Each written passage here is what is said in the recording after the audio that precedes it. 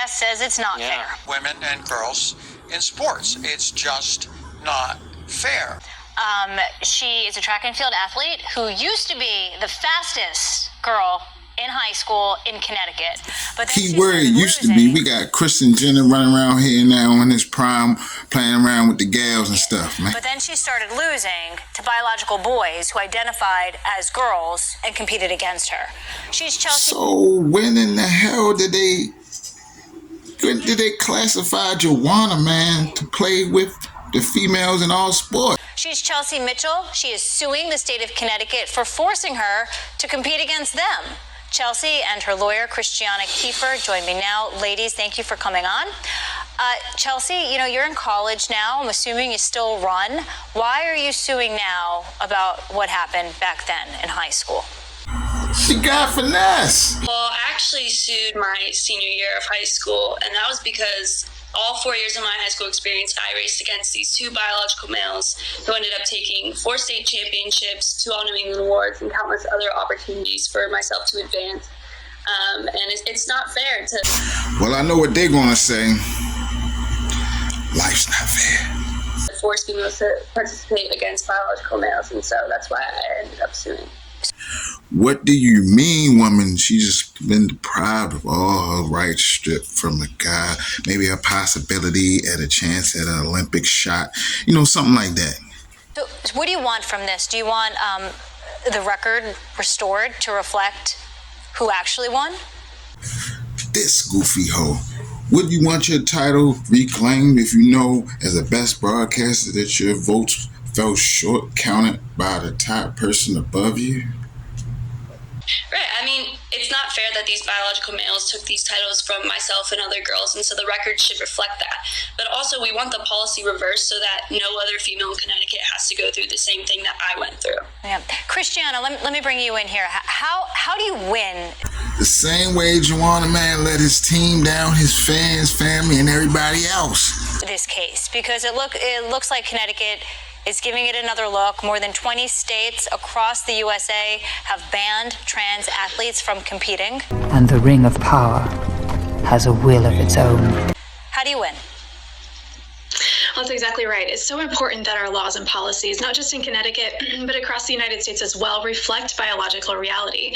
Oh, reality, such a foreign word. And that's the whole reason Title IX was passed nearly 50 years ago, was to ensure that girls like Chelsea and like the young women who are now protected in the state of Alabama can compete on a fair and level playing field and not be forced to race against males who have inherent physical advantages over them. Jimmy cracked corn with this one this time. It took for a man to come into a female sport and somewhat to take over the policies of a woman's rights for, you know, people to come on TV and say that, you know, it's something that man can be the female in. So it's been really encouraging to see more than 21 states now protecting women's sports across our country, and we just want to see that momentum continue.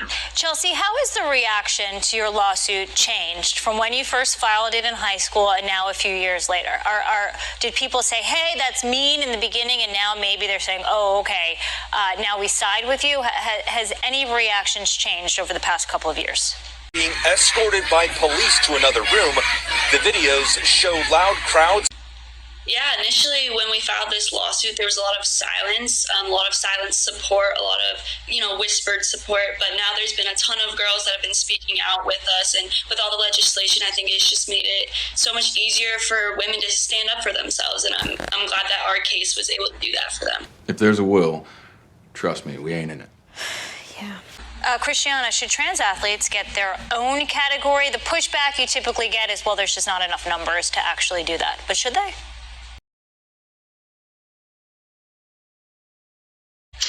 I think there's a lot of different ways that we could find a good solution here. But what we can't do is compromise the female category. Once you start that up, male and female inmates going to be bonkies together. And in the first place, why we just didn't have one bed from the get-go? We have women's sports as a separate category for a reason. Males have anywhere from a 10 to 50% performance advantage. And this is why we don't share jail cells nor bathrooms.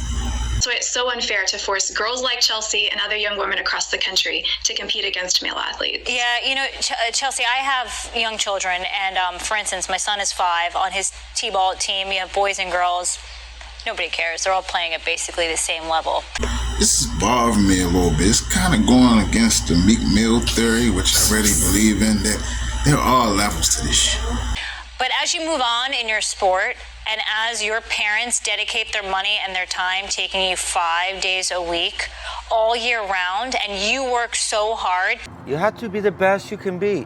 And to get that scholarship, and it's ripped away from you because you're competing against someone that's biologically bigger and stronger than you, how does that make you feel? I feel like Trump. Y'all trying to convince you that my votes didn't count when they actually did.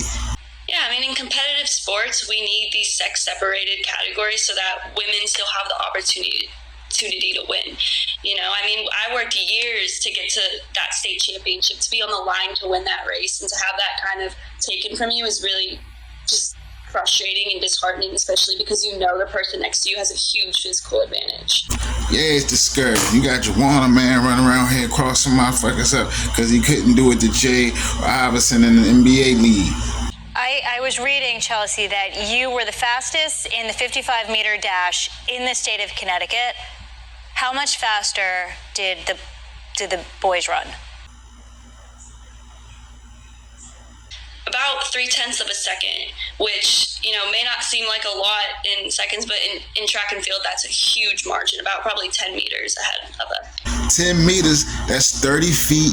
That's 5 grown men laid down in front of each other. That's getting out the end zone to the 30-yard line.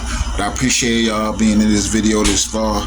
So follow me at Rich Roland in Effects. I appreciate it. 1567.